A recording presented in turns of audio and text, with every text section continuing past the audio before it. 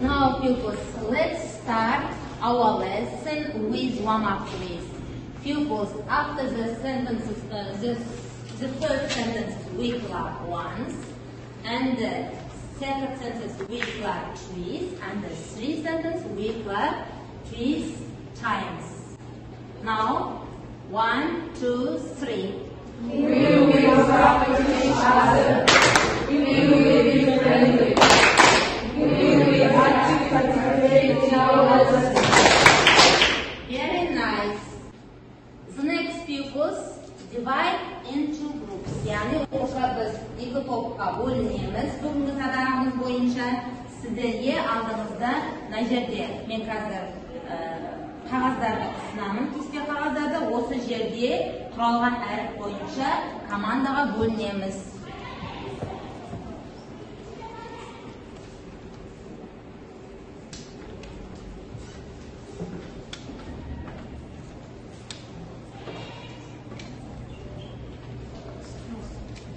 O'quvchilar, birinchi top bo'yicha ASCII kodi, ikkinchi top bo'yicha Unicode orqali bo'linadi. ASCII kod so'zni qarashtiramiz.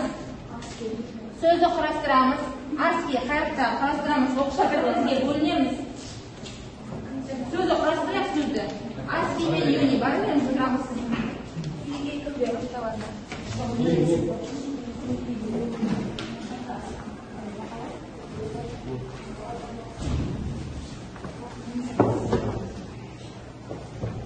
Yeah. The first group ASCII and the second group Unicode. İlk topga bo'lindik o'quvchilar. Endi who is leader group? I'm leader. Baujan, please. Programmers. The second group ASCII code leader. Baujan. Yaxshi o'quvchilar, topga bo'lindi. Top boshchisini sayladi. Endi top boshqari. Bugungi sabaq bo'yicha men sizlarga $10 istiroflarimizni baholab o'tiraman. Endi kelasi sabaqimizning bo'limini tushing. Mantiya kiygizu adisi top, ikki top bir-birini so'rab qo'yadi. Two teams ask questions to each other with help of learning mantle. Yani o'quvchilar hozir men sizga mana qalpoqni beraman. O'sini kiygizib, ikki top bir-biringizga so'rab qo'yasiz. Who is ready? Aruzam, please. I have some questions for Mira. Процессорның ішінде неше негізгі шина бар? Процессорның ішінде 3 негізгі шина бар. Басқару шинасы, деректер және де архив. Aruzam, Nurila's answer correct? Yes, correct. Yes, correct. $10. Nurila. I have some questions for Shazia. Shazia, please. Sumatra дегеніміз не? Sumatra дегеніміз операция қазатын арифметикалық және логикалық регистрлер. Nurila, Shazia's answer correct? Yes. Yes. $10, Shazia. The next, please. I have some questions for Бауыржан. Логикалық қосу дегеніміз не? Логикалық қосу дегеніміз бұл дезинфекция амалдарына немесе в және плюс деген амалдар жатады. Шадия жауап дұрыс Бауыржанның. Жақсы. $10. I have some questions for Zainab. Zainab, please. Логикалық элементтер дегеніміз не? Логикалық элементтер, логикалық функциялардың бөлім определяйтын құралдар құрылады. Жақсы. Жауап қабылдайды. I have some question for Amerika. Регистр дегеніміз процессорның ішкі жадысы. Жауап дұрыс па? Жақсы. I have some question for Aruzhan. Арифметикалық логикалық құрылғы дейміз. Арифметикалық логикалық құрылғы деген ақпаратты түрленгендіктен арифметикалық және логикалық операцияларын орындайды. Жауап дұрыс па? Аке? Жақсы. Аружан, сізге 10 балл. Жақсы, осымен тапсырманы аяқтаймыз. Мантия кигізу әдісін. Рахмет, екі топ.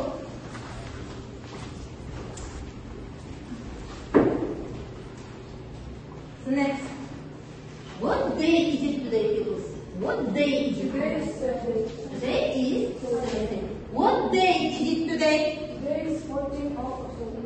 14th of October. Very nice. Open your copybook. The right new theme, please. Мәтіндік ақпараттарды кодтау принциптері, the coding principles of text information. Оқушылар, бүгінгі сабағымыздың мақсаты ақпаратты кодтау, ASCII кодын ұғымдарын анықтау, ASCII коды мен Unicode-ты салыстыру, ақпаратты кодтаудың техникада және өмірдегі маңызын тұжырымдау. Яғни осы мақсаттарды бүгінгі сабақта біз игеретін боламыз. Енді бағалау критерийі ақпаратты кодтау түрлерін анықтайды, ақпаратты кодтау түрлерін салыстырады, ақпаратты кодтаудың техникада және өмірдегі маңызын тұжырымдай алады. Енді бүгінгі сабақ бойынша new words дәптерлеріңізді ашып, бүгінгі жаңа сөздікті жазып аламыз.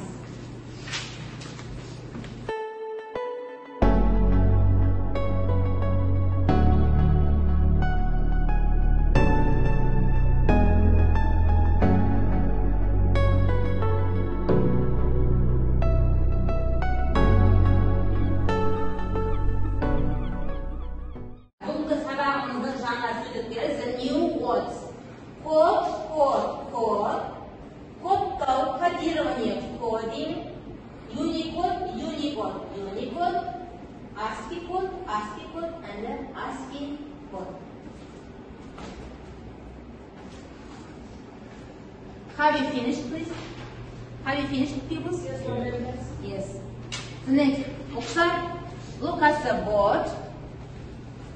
Қараймыз, оқушылар барлығымыз бүгінгі жаңа сабағымызға тоқталайық.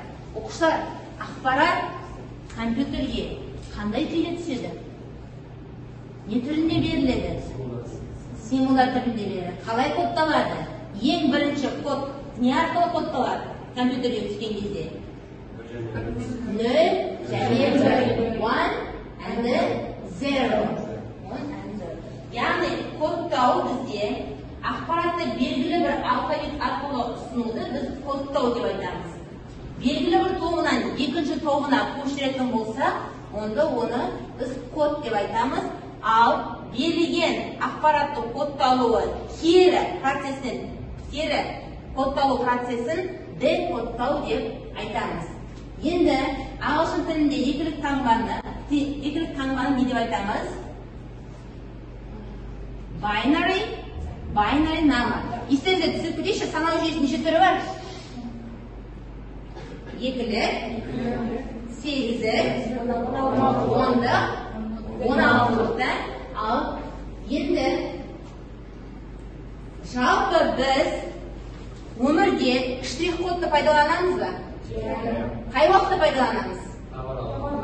Тауарларды ұсыну барысында біз штрих-кодты міндетті түрде, яғни біз чектен өткен кезде бізге штрих-код міндетті түрде соғылу керек. Енді осыған дейін біз білдік та бұл әр санның қандай қызмет атқаратынын. Енді қараңыздар, алғашқы 3 сан егін кодын береді, одан кейінгі 4 сан өндіруші кодын береді, ал одан кейінгі 5 сан бақылау коды, ең соңғы қандай сан екен? Тауардың коды екен. Жалпы ақпаратты кодтаудың 3 тәсілі бар. Графикалық, сандық және таңбалық. Бұл бізге түсінікті ме? Мына жерде сізге барлығы түсінікті түрде көрінді. Енді бүгінгі сабағымыз бойынша осыған дейін біз ASCII кодымен таныстық па? Қай уақытта? Сыныпта біз өтіп кеткенбіз. А бұнда не қолданады? Неше символ бар? Латынның 26 символы бар. Яғни оқушылар, бұл жерде бізге 8 жол, 0-ден 7-ге дейінгі сандар қай санау жүйесінде қолданады? 8 санау жүйесінде қолданады. Ал 0-ден 9-ға дейін және латынның 5 әрпі қай санау жүйесінде қолданады? 16 санау жүйесінде қолданады. Яғни, міне, ал енді 1991 жылы қаңтарда стандартты логикалық кестесін ұсыну барысында бізге Unicode ұсынылды. Бұл жерде бізге 16 жол, 16 баған бар. Жалпы неше символға дейін кодтауға болады? Бізге ASCII кодында 256 символға дейін кодталады, яғни нешеден нешеге дейін? 256 дейін. Ал Unicode-да 65536 символға дейін кодтауға мүмкіндік бар. Әр символ 2 байт есе көбейеді. Түсінікті? Енді оқушылар, бізде топтық жұмыс. Қазір кітаптарыңызды ашып бір шолу жасайық тақырып бойынша. Кітапты ашып, бүгінгі тақырыпты бір шолу жасайық. Қарап шығайық. Сонда оқушылар, көрдіңіз ғой, ASCII кодын біз бұрыннан таныспыз, ал бүгінгі сабақ бізде Unicode, яғни біз жаңа Unicode кестесімен танысамыз. Unicode кестесін қарап шығайық. Дайынбыз ба? Қарадық ба? Әрі қарай. Енді қараңыз. Бірінші топ, бірінші сөзді кодтаймыз, екінші топ, екінші сөзді кодтаймыз. Бірінші топ Unicode тобы. Сіз бірінші сөзді кодтаңыз, ASCII код, екінші сөзді кодтаймыз. Болғаннан кейін белгі береміз.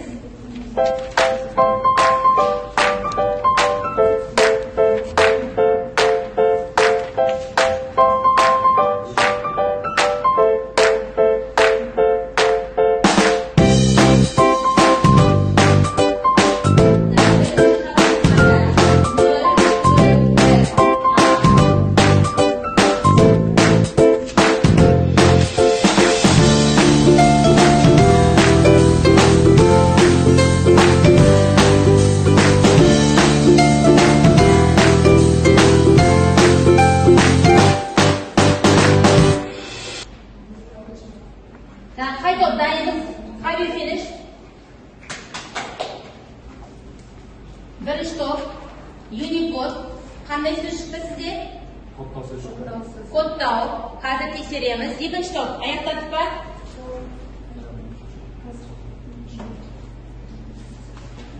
Екінші топ, бірінші топ тапқанша дейін, екінші топ тапқанша дейін сөзді анықтасаңыз болады, сіздерге ұпай беріледі.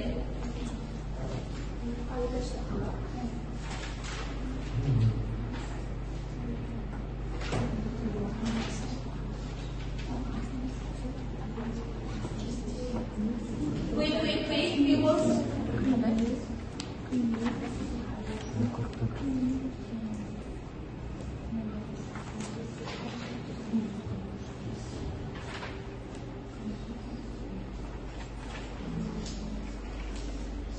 Екінші топ дайынбыз ба?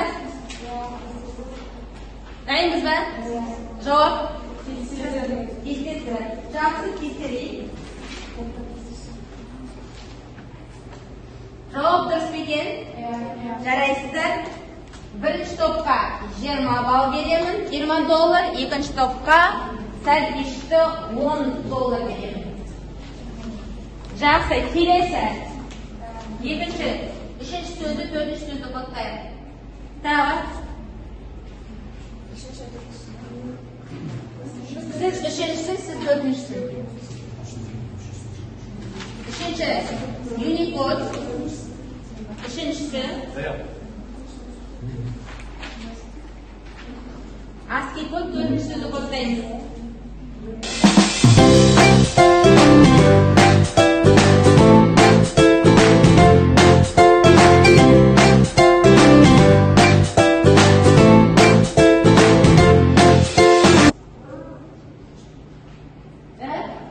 ASCII kod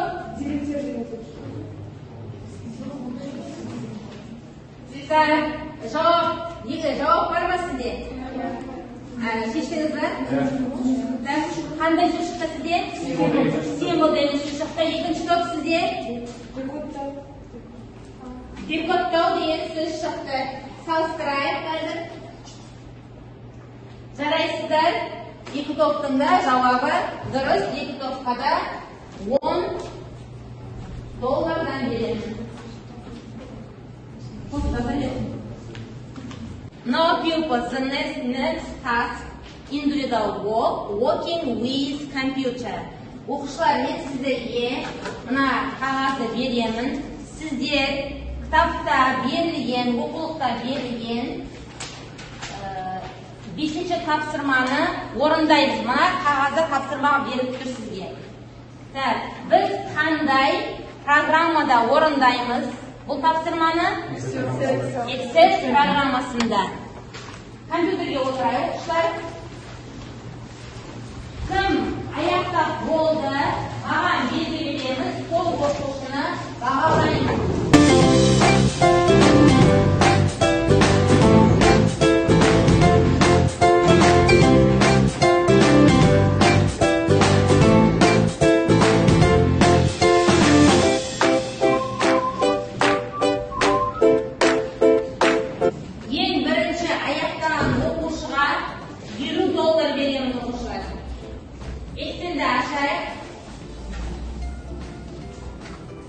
Excel'de aşağımız. Оқушылар, бізге қандай формула беріліп тұр? Символ A1. Енді қараңыз, біз Excel'де толтыру барысында нені қолдануымыз керек? Авто толтыруды қолдануымыз керек. Солай ма?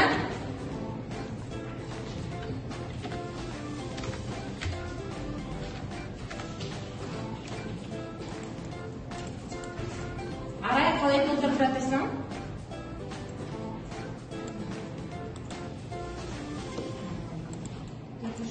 Бірінші сандарды енгіземіз. Нұрила, қалай толтырып жатырсың? Сандарды енгіземіз. Сосын? Келесі, яғни көшіру арқылы біз кестені толтыруымызға болады. Сол формуланы келесі D ұяшығына көшіреміз. B бірге жазған формуланы. Солай ма? Тапсырмада солай беріп тұр сізге. Жақсы, тез орындаймыз.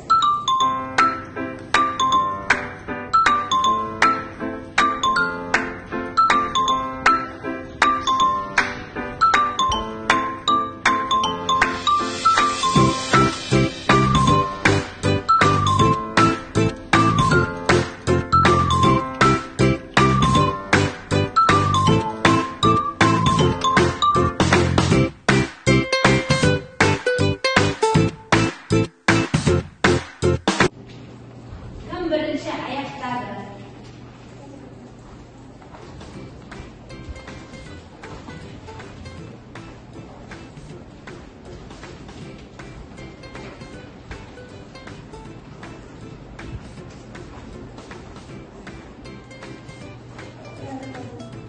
Аружан, аяқтадың ба? Сізді не жетіспейді, Аружан? Бояу, сосын жалпы кестені қоршауымыз керек. Тез қоршай қойып.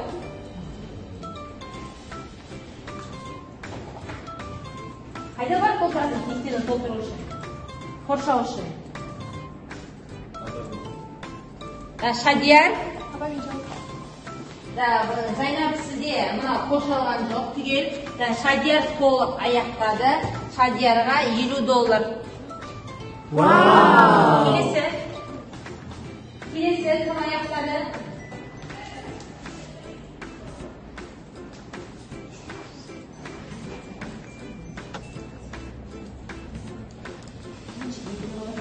Оқушылар бірінші белгілер ал, сосын кестені. Жақсы, $10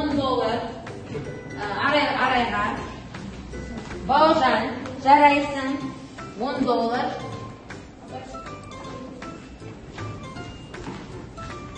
Альбина. Қошылған жоқ сене Альбина түгел. Данагүл. Жарайсың. $10. Барлығыз аяқтадық па?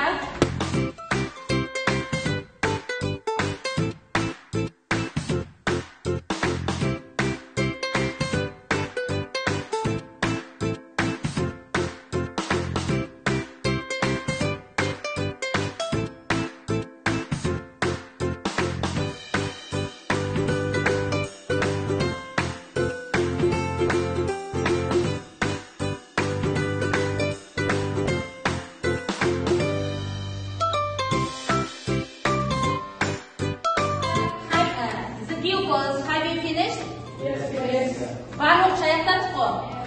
Yende Almina $10, Akoça $10, Nuray $10, Şanerke $10, Araysi'ye verdim.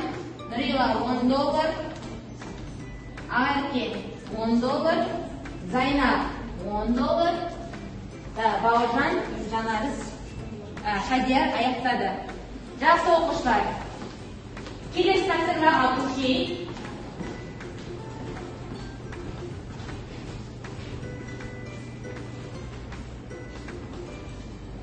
Оқушылар, бұл жерде де бізде жеке жұмыс, яғни индивидуал урок.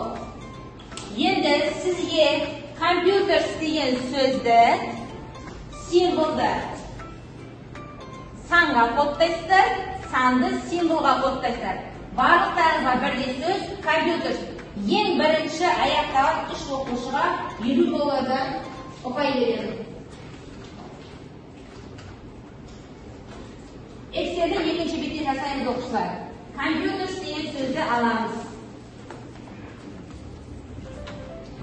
Әр бағанға бір әріпте жазамыз.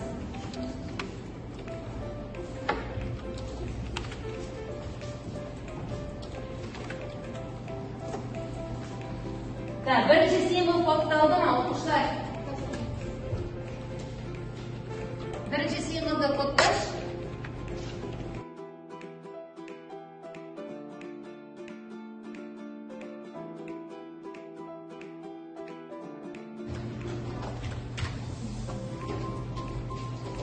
Біріншісін Жанерге 67 болды.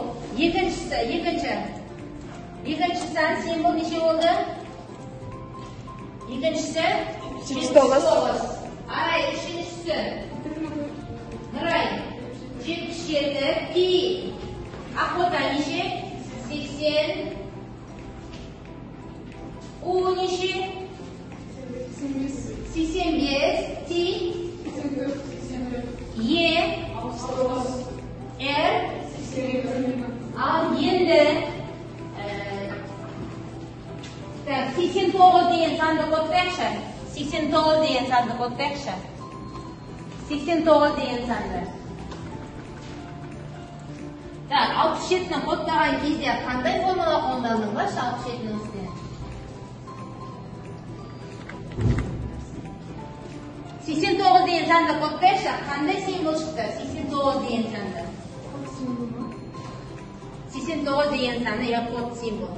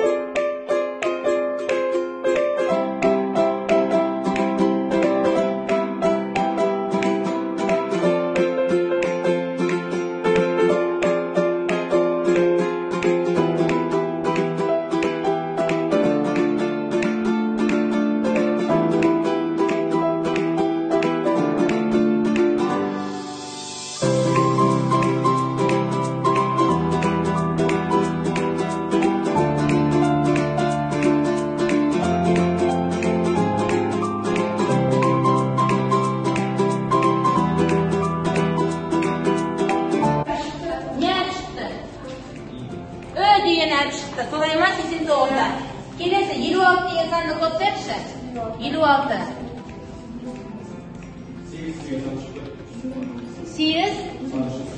8 деген санға. Жақсы. Келесі 79. O әрпіді. Енді 101 деген 101. Бауыржанға $50. Вау! Арзекеге $50. Вау! Компьютер деген сөзді кодтап болса, Kelesi topsirma taqtaga qaraymiz. Taqtada berilgan sanlar bo'yicha simvolni aniqlaymiz. Razayat qanday so'z chiqdi? Topsirmani o'rindaymiz. Razamiz 207, төмене бастаймыз. 202, 206, 196, 200, 208, 206, 194, 192, 205, o'qishlar ilgariladimizlar? 205, 200, 197. Al endi qanday so'z chiqdi? Aniqlaymiz. Kim oyoqdadi? Ya, Nuriyo, sen oyoqdading. Qanday formulani qo'llanding? Men bu yerda formulani qo'ldangan, simbollardan boshladi, so'ndan keyin simbol so'zi chiqadi. Simbol so'zdan keyin, ya'ni abreviatsiya turgan 202 sanning ostida bosgandan keyin janob arifta shartlardan keyin so'zni qiladi. Ya, avtoto'ldiruv orqali ne istedim? To'ldirdim. Qaraysan, sen 10 ball. Kim oyoqdadi? Yaxshi, Bog'jon. Qalay aniqlading so'zni? Qanday so'z chiqdi? Кодирование сөзі шықты. Бұл тапсырмада бұл бағанда К тең символ және осы 202 саны басқан кезде Enter басқан соң К әрбір шықты. Дәл осылай осы кодты пайдаланып барлық сандарды белгілеп шықтым. Соңында кодирование деген сөз шықты. Жақсы, жарайсың, саған 10 балл. Тағы кім аяқтады? Аружан, я. Қалай анықтадың? Формулаға тең болады, символ жазында, оны мына аз ешқында тұрған басқан кезде Enter'ге басып, сол кезде К деген символ шықты. Содан кейін оны созу арқылы автотолтырумен осылай басқан кезде кодирование сөзі шықты. Жақсы, жарайсың, 10 балл. Сау оқушылар, барлығымыз аяқтап болдық па? Бәріміз аяқтап па? Әлбен аяқтадың ба? Жақсы, $10. Нанау аяқтадың ба? $10. Ақылда? $10. Арайлым? $10. Жақсы оқушылар, келесі тапсырма Learning Apps программасы бойынша сіздерге сілтеме беріліп тұр. Жұмыс істерінде сол арқылы яғни берілген ақпаратты кодтау түрлерін анықтайсыңыз. Сілтемені ашамыз, Learning Apps программасын іске қосамыз.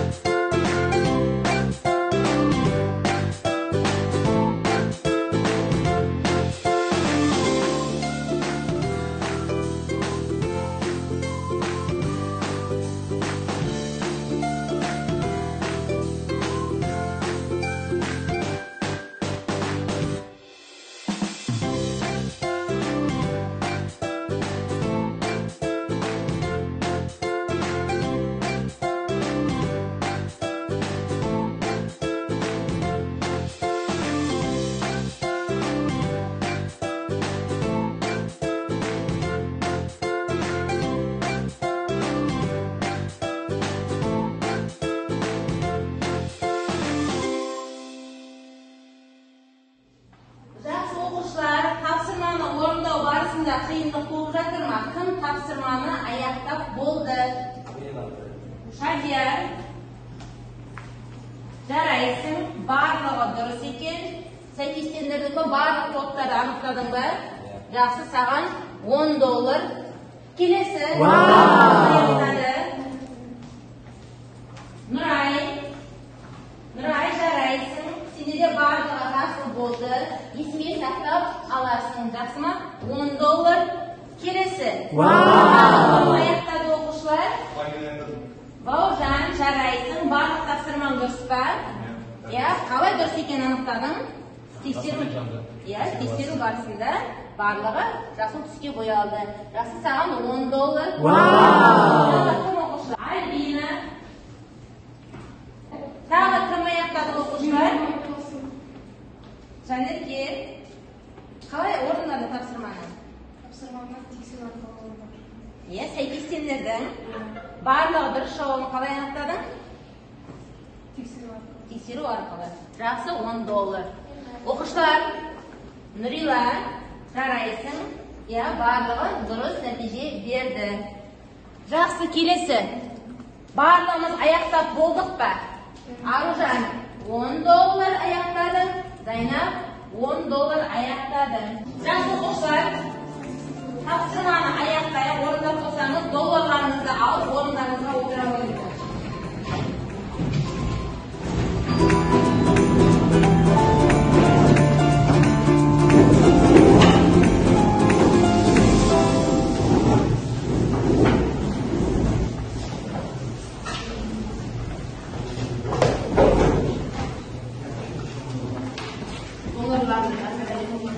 Топ басшылары әр топтың алған долларын бағалап бетчесіне жазамыз.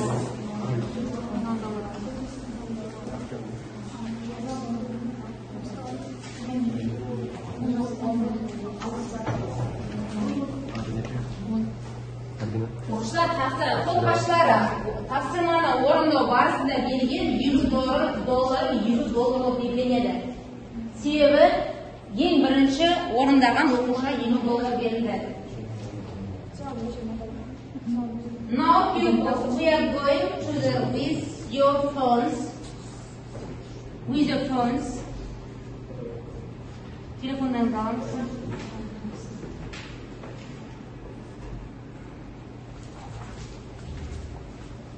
I have sent link and you have bring in your names and surnames and answer the questions. Оқушылар, сізге мен сілтеме жіберемін. Яғни жіберілді сілтеме топқа.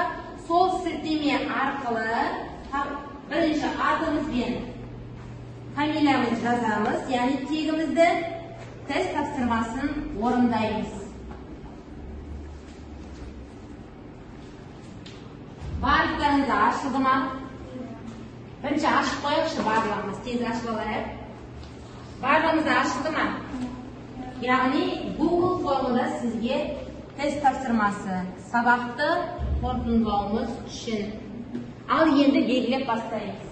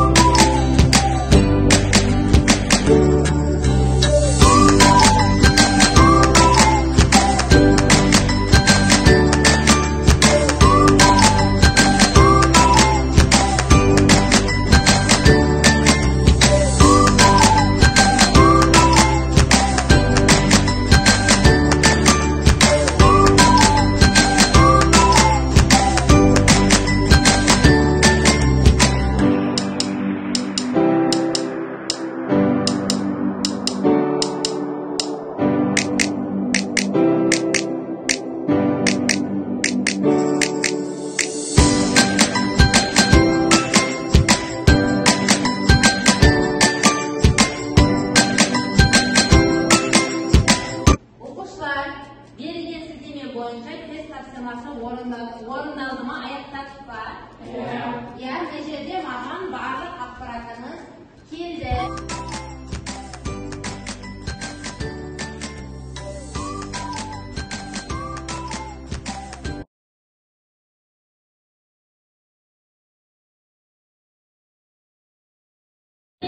Барлық сұраққа жауап берген, қатесі жоқ, $10.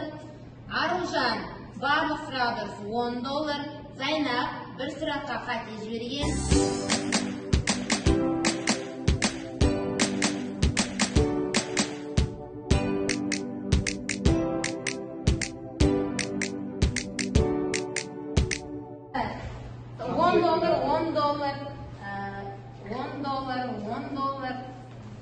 $10. Енді Аружан барлығы $10, Шадияр $10, Ақбота $10. Жақсы оқушылар. Сонымен қате жіберген оқушы бізде кім болды? Бір сұрақтан қателескен? Зайнап. Қай сұрақта қате жібердің? Екінші сұрақ, яғни 256 символды не деп белгіледің? 8 деп белгіледің. Жақсы, келесі. Ақбота, сен де бір сұраққа қате жібердің. Жалпы біз ASCII кодында неше символға дейін кодтауға болады деп айтқанбыз? 0-ден 255-ге дейін, барлығы 256. Сіз бұл жерде қателесіп отқаныңыз байтқа байланысты қателесіп отырсыз. Солай ма? Байт дегенсін сіз түсінбей қалып отырсыз. Бірақ мен жаңа сіздерге айтып кеттім, Unicode кодтау кестесінде 2 есе байтпен өлшенеді. Сонда неше символға дейін кодтауға болады деді Unicode-да? 65536, ал ASCII кодта 256. Міне сонда сіздер Unicode-да ASCII-мен шатастырып алып отырсыздар. Яғни ASCII-да 0-ден 255-ге дейінгі символ екен. 256 барлығы. Түсінікті ғой? Енді жақсы, келесі қате жібермейміз деген ойдамын. Рахмет сіздерге. Келесі енді оқушылар тақтаға қарайықшы. Енді бүгінгі сабақ бойынша біз қай деңгейде екенбіз? Өзімізді бағалайықшы. Топ басшылары 2 топ, өзіңіздің барлық балаларыңызды шығарыңыз бірінші. Есептейміз топ басшылары.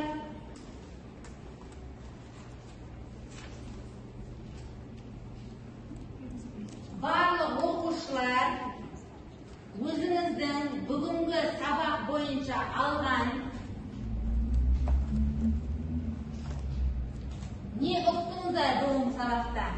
Сол ойларыңызды жазып, тақтаға жабыстырамыз. Қай деңгейде екенбіз? Жаңағы тапсырмаларды орындау барысында, тестті орындау барысында, сұраққа жауап беру барысында кім қанша деңгейде, яғни қаншалықты жауап бере алды? Өзімізді бағалайық, яғни кері байланыс жасайық бүгінгі сабақ бойынша. Топ бойынша айтайықшы. Иә. Unicode тобы, Бауыржан. Жалпы Unicode тобы 330 балл жинады. 330 балл жинады. Жақсы.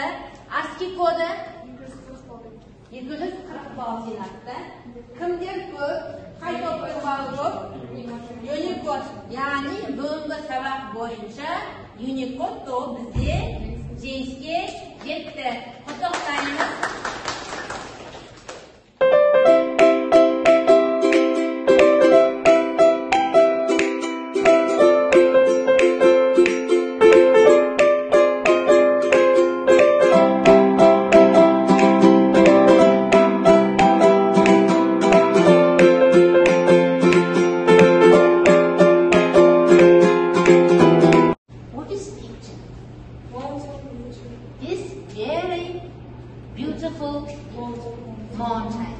Енді әдемі тау қараңыздар.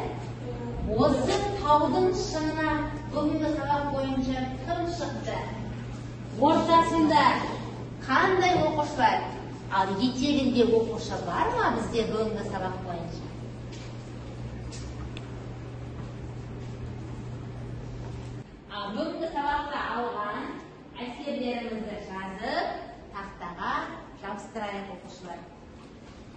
Nurila, sen qay dengeydesin? Ya'ni Nurila bugungi sabaq bo'yicha shunga chiqqan ekan. Kerimet, jaraysin. Tag'i kim shunga chiqdi bugun? Hajar, qay dengeydamiz? Shunga? Sabaq жалпы qiziqdi o'tdi, bilmagan tatlarimiz deb o'yladik. Ya'ni shunga chiqdim deb o'ylaysan, jaraysin. Arushan, Bu sabahdan men yaxshi tushundim. Qanday men shunga chiqdim deb o'ylayman. Sen test topshirmalari kezdida yaxshi javob berdim. test topshirmalari kezdida kompyuter bilan topshirmalarni o'rinlagan vaqtda, ya'ni birinchi oyoqda sol topshirmalarni o'rinlading. Yaxshi, rahmat Arushan. Kelasi, Albina, Bog'jon, barimiz kelamiz. Bog'jon, qay dengeydamiz? Endi shunga chiqdim. Shunga chiqdim deb o'ylaysan, Kerimet. Araylim, shunga chiqsin. Al bizde жаңа testni tam qat'iy bergan edi. Zaynab, ya, o'rta dengeyda. Ya, Aqota, o'rta dengeyda deb o'ylaysan, ya. Sonымен o'quvchilar, barcha o'quvchilar bugungi sabaqda shaxsiy sabaqqa қатысып, topshirmalarni o'rindab, ko'pchiligimiz tavding shingdan chiqqan ekanmiz. O'si, ya'ni barliq sabaqlarda o'sындай shingda yuruge sizga tilaktespin. Al ikki o'quvchi kelasi sabaqda jibirgan qat'iyaliklarni jibirmaymiz degan o'ydaman. O'quvchilar, uyga berilgan topshirma jazolalar kundaliklarimizga taqribda o'qib kelamiz. Bizga nechinchi paragraf edi? 16-17 paragraf. O'z ati jo'ningizni ASCII kodi және Unicode orqali kodlab kelasizlar.